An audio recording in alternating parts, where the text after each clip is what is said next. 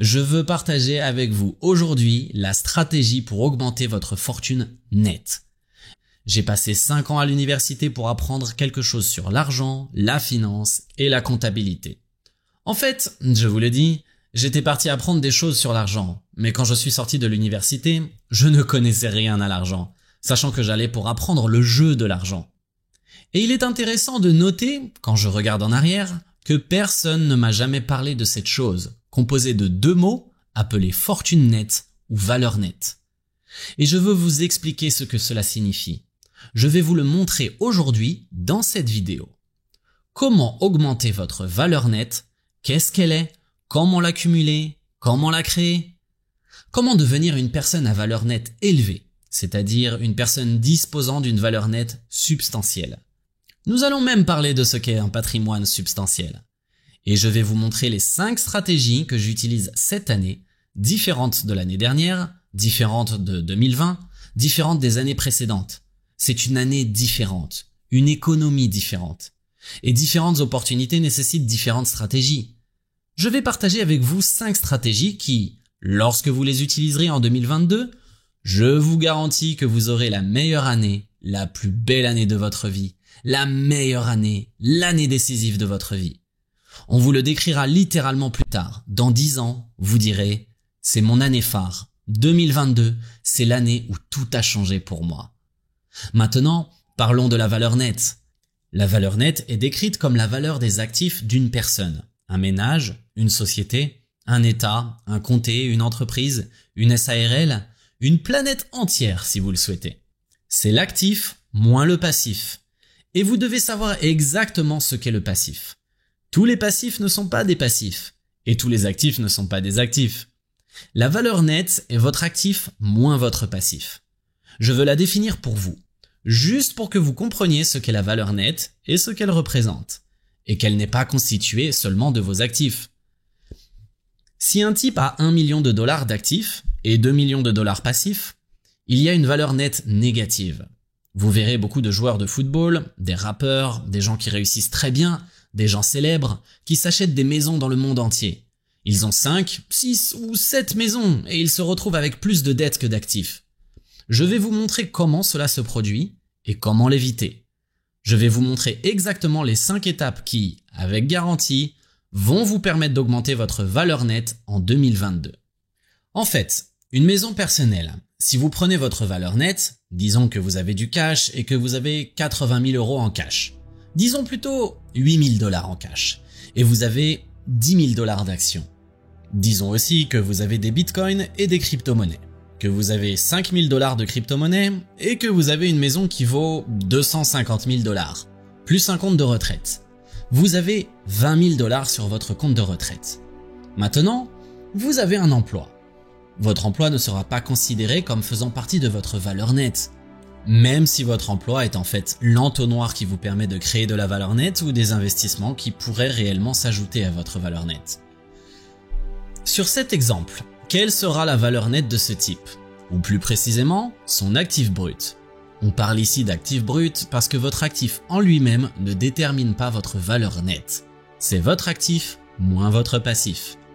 Donc, 8 000 plus 10 000 plus 15 000, on aura 288 000 $. Maintenant, vous vous dites, mec, j'ai $1/4 million de valeur nette ou d'actifs bruts? Eh bien, la vérité est que la maison, je ne la considérerai pas personnellement comme faisant partie de ma valeur nette. Je ne la considère pas. Au cours des 20 ou 30 dernières années, certains conseillers financiers ont commencé à inclure la maison dans la valeur nette. Je pense que cela a été principalement influencé par les politiciens, qui veulent que les gens se sentent mieux dans leur situation. Mais la réalité est que ces choses, l'argent liquide, les actions et le compte retraite, si vous vous en passiez, si vous les éliminez, vous n'auriez pas besoin de les récupérer. Mais vous devez récupérer la maison parce que vous avez besoin d'un endroit pour vivre. Ce que vous voulez, ce sont des actifs pour l'avenir. S'il s'agissait d'une maison de location qui génère des revenus, elle serait certainement considérée comme faisant partie de votre valeur nette parce qu'elle produit des revenus et vous auriez maintenant 285 000 $. Si j'enlève les 250 000 de la maison, cet individu a maintenant un actif brut de 15 000 et regardez ce qui se passe ici. Maintenant, il a des passifs, il doit payer sa voiture, 40 000 $, il a une carte Visa, il doit 20 000 dollars. Il doit 80 000 dollars pour l'université. Il doit aussi 220 000 dollars pour sa maison. Donc à peu près, il a 460 000 dollars de dette. Et ce type n'a pas seulement une valeur nette négative, il a aussi une mauvaise attitude. C'est ça la raison pour laquelle les gens se sentent épuisés. C'est pour ça que vous commencez à perdre votre énergie et votre envie de réussir. Alors voici 5 choses que vous pouvez faire pour créer de la valeur nette. Tout d'abord, vous devez prendre une décision. Numéro 1. Vous devez prendre la décision de vous concentrer sur votre valeur nette. Vous devez vous engager à ne pas vous soucier uniquement de vos revenus. Je ne vais pas m'inquiéter de mon travail. Je ne vais pas seulement me soucier du fait d'être confortable et heureux. Je vais commencer à me concentrer sur ma valeur nette, à m'engager à cet objectif. Je vais créer ma valeur nette. Quand vous prenez cette décision, si vous cherchez ce qui est considéré comme une valeur nette pour le statut de riche, le premier objectif serait d'atteindre 1,9 million de dollars. Je viens de voir un sondage qui a été réalisé ce matin. La plupart des gens disent que pour être considéré comme riche aux États-Unis d'Amérique, il faudrait avoir une valeur nette de 1,9 million de dollars pour être exact. Même si les analystes chez Schwab estiment que la valeur devrait être d'environ 2,6 millions de dollars. Je vais faire 1 million, 10 millions, 100 millions, et tout au long de ma carrière, je vais commencer à me concentrer sur ces objectifs. Quand j'étais fauché, mon premier objectif était d'atteindre 1 million. C'était un objectif très médiocre. Une fois que j'ai atteint, une fois que j'ai approché le million, je l'ai déplacé à 10 millions. Et puis quand j'ai approché les 10 millions, je me suis dit « Mec, je peux arriver à 100 millions !» Une fois que je suis arrivé à ça, je me suis dit « allons-y pour le milliard. Allons atteindre le milliard. » Et puis je me suis dit « Ok, pourquoi ne pas simplement lancer cet objectif à 10 milliards ?» C'est parti et cela va continuer de changer, mais je me concentre toujours sur ma valeur nette. Et pour beaucoup de gens, cela va être un changement massif pour vous parce que pour l'instant, vous vous concentrez sur vos revenus. Vous vous efforcez d'être un bon travailleur, un bon fournisseur, un bon père, une bonne mère en bonne santé. Mais cette année, je veux que vous vous concentriez sur le numéro 1, la valeur nette engagée. Numéro 2, vous devez accumuler des actifs et non pas les dépenses. Arrêtez de collectionner les dépenses et commencez à collectionner les actifs. Arrêtez d'acheter des trucs, des ceintures et des chaussures. C'est pourquoi la période de Noël m'énerve. Autant que j'aime donner à mes enfants et les voir recevoir de bonnes choses, je me dis « Mec, tout ce qu'on fait, c'est acheter de la camelote. » Je me fiche que tu l'appelles Gucci, Versace, avec le petit brin en rouge ou Burberry. Tu l'appelles comme tu veux. Fendi, vous l'appelez comme vous le voulez. Vous achetez tous les trucs de luxe que vous voulez. Ils vont perdre de la valeur. Appelez ça Chanel si vous voulez, ou Rolls-Royce. Leur valeur va diminuer avec le temps. Ce sont des ordures. Ce sont des dépenses futiles. Cela n'ajoute rien à votre valeur nette. Personne n'a un tas de Burberry ajouté à sa fortune nette. Restons réalistes. Alors qu'est-ce que tu devrais collectionner? Je veux collectionner des choses qui prennent de la valeur, pas celles qui en perdent. Quels sont les critères? L'immobilier en fait certainement partie.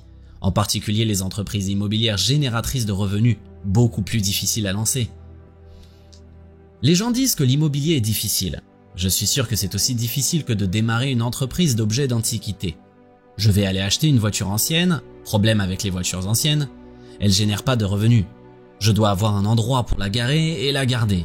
L'or et l'argent, il faut avoir un endroit pour le ranger et le garder, comme pour les voitures anciennes. J'aime l'art, mais vous devez trouver quelqu'un qui veut payer plus pour votre art que le prix que vous avez payé.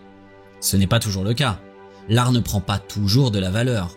Vous devez trouver dans le futur un acheteur pour cet art. Les bijoux, les montres, je ne sais pas. Mon ami Kevin O'Leary me disait qu'il avait un tas de montres et que ces montres sont ses meilleurs investissements. Je lui ai dit que c'est ridicule. Tu ne vas jamais vendre tes montres. C'est stupide ce que tu dis. J'ai une montre Patek Philippe.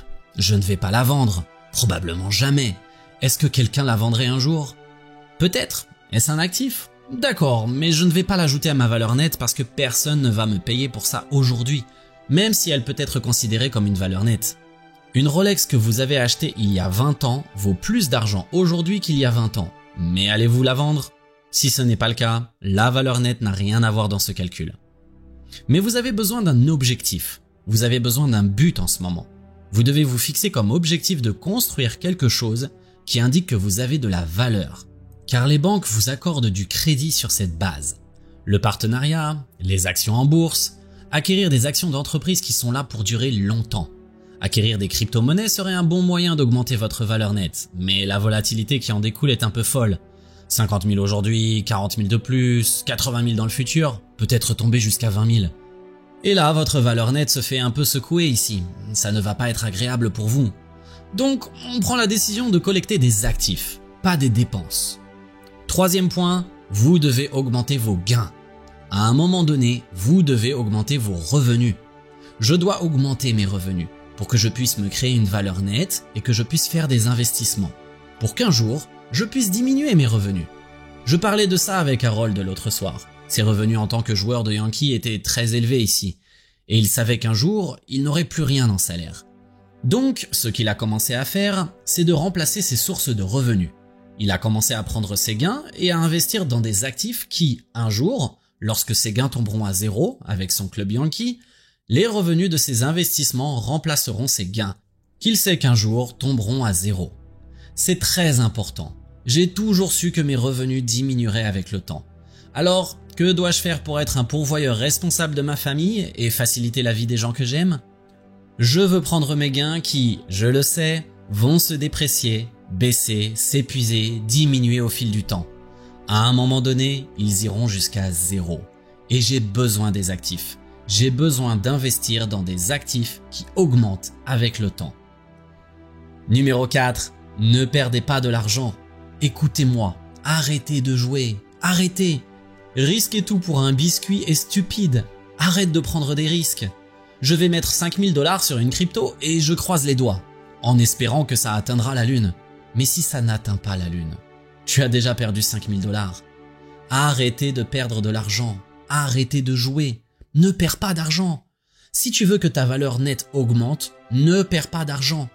Tu voudrais que le graphique de ta valeur nette ressemble à ça ? Ça ne doit pas forcément monter comme ça, mais ça pourrait ressembler à quelque chose comme ça. Ou ça pourrait être comme ça, et des fois, ça pourrait être violent, ça pourrait subir une croissance exponentielle. Si vous êtes à plat depuis des années, si vous ne faites pas attention à ces choses depuis des années, comme la plupart des gens vont au travail avec 60 000, 80 000 $ par an, 250 000 $ par an. Ils pourraient être ici à seulement 250 000 $ pendant des années, et jusqu'à ce que vous preniez une décision et commenciez à acheter des actifs et à ne pas perdre d'argent. Voici ce que font certaines personnes. Elles font des montagnes russes parce qu'elles gagnent et boum, font un investissement et ensuite perdent leur argent. Ah, le marché boursier. Beaucoup d'entre vous parient en ce moment sur le marché boursier. Vous allez vous faire frapper en plein visage. Ça va être très dur. Ça va être moche. Il prévoit jusqu'à 80% de baisse de la valeur des actions. C'est ce qui se passe aussi avec les crypto-monnaies, à plusieurs reprises, avec ces holders qui ne veulent pas lâcher. Donc, ce qui se passe, c'est que leur valeur continue de grimper parce qu'il y a très peu de gens qui vont échanger leurs cryptos.